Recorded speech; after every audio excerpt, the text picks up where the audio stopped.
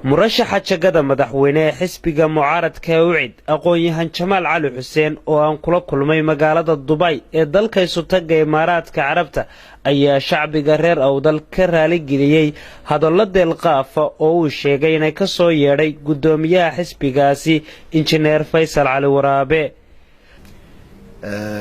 marka ugu horeysa gudoomiyaha waxa aad iyo aad dhalinyaro ka soo jeeda gobolka Awdal iyo odayaal iyo dad fara badan oo runtii aad ila soo xiriiray gobolka Awdal ayaa aad iyo uga caawiday hadaladii uu gudoomiyuhu ka yeedhi warbaahinta. marka hore horta dadka waxaan xaal baan ku siinayna xisbi ahaan maaha gudoomiye xisbi iyo madaxda qaranku waa inay marna arrimo xanaf leh oo qabyaalad dhexgalaya in aan mar walba dadku waa dad walaalaa waa dad soo wada shaqeeyay iyada dhisatay Soomaaliland Awdal malmay dadka reer Awdal inay dadka kale tay walaalahooda ay necab yihiin kalgacal ay u hayaan mooyaane waxa kale dadka reer Awdal ay xoog leh ay siiyeen xisbiga UCID inuu mar kale noqdo xisbi qaran tartankii ururada ee doorashadii la galay 2012 marka waxaan leeyahay UCIDna abaal beeday haysa Soomaaliland abaal beeday haysa Awdal. murashax Jamaal Cali Xuseen ayaa ka jawaabay hadallo uu sheegay inuu ka soo yeedhay gudoomiyaha xisbiga Faysal Cali Waraabe. qodob uu gudoomiyuhu ka hadlay oo uu yiri hadii aan u arko nimanka musharaxiinta ka xisbigaygu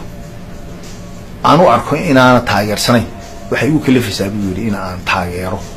oo aan ku ilaahdo dadka nimanka kale xisbiga kale ka sharaxan maxay ahayd codka siiya hortaadalka anagu waxaan u aragnay sidii diyaaradii Hargeysa inta ka kacday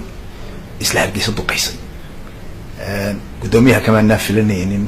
inuu xisbigiisa duqeeyo oo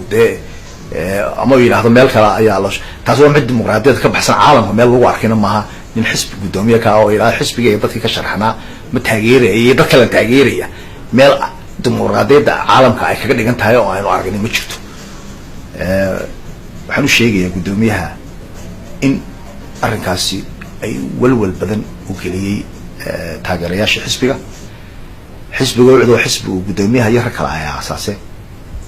10 sanadood baliisan la siiyay 10kii sanadood markay dhamaadeen urur buu noqday. anagu markii aan gudoomiyaha Faysal u tagnay ee aanu heshiiska wada galay labadii dhinac wuxuu lagu yiri oo xisbigu imika waa urur maaha xisbi haddaad doonaysaan inaad ka tartantaan oo musharaxiin ka noqotaan soo saar xisbiga inay isaguna woogiyay xisbiguna uu ka warhaya xoog iyo xoolaba inaan xisbiga dulligna waan soo saarnay heshiisna ku galnay qowlna ku galnay oo isku dhaarsanay inuu gudoomiyuhu na gudoomiye noo ahaado anaguna aan noqono musharaxiinta xisbiga UCID waa xisbi qaran xisbi qof leeyahay ma waa xisbi ka weyn Jamaal Faysal Abdirashiid على جوري حسب قرن ويا ما أنت وحدوني قدام فيصل إن أنا حسوسيه إن حسب جوعد وخلاف ورسول معي ما أنت خلاف كلاتهم محكمة كلاتهم تابو معي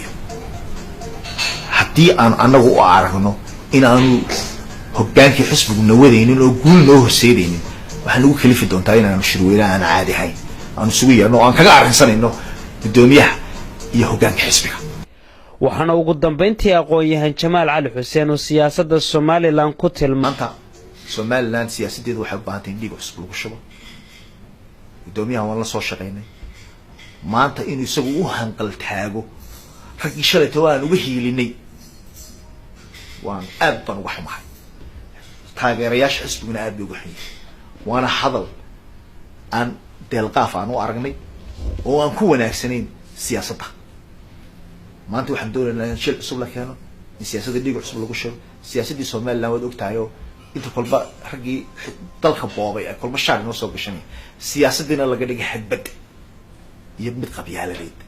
xisbiga UCID waa xisbiga qurab ee u muuqday inuu xisbi qaran yahay oo cid walba ay ka dhex muuqatay oo ka ceelaf weyn ka soo baxay iyo ka soo baxay sayla ay sinaayeen. laakiin haddii ay sidan ku socoto ya Faysal oo lagu tirinayay inuu yahay aabaha dimuqraadiyadda Soomaaliland waxay noqonaysaa inuu laba jeer xisbigii lagala soo shaqeeyay dadkii Somaliland oo dhan ay la hagar baxeen inuu mar kale khilaaf maxkamadeed u geeyo oo waxa aan loo fadhiyin ah oo aan dalkan u wanaagsanin isagana galaafanaya anagana galaafanaya Somaliland Abdi Nasir Khalid Saeed wararka Hon Cable TV magaalada Dubai.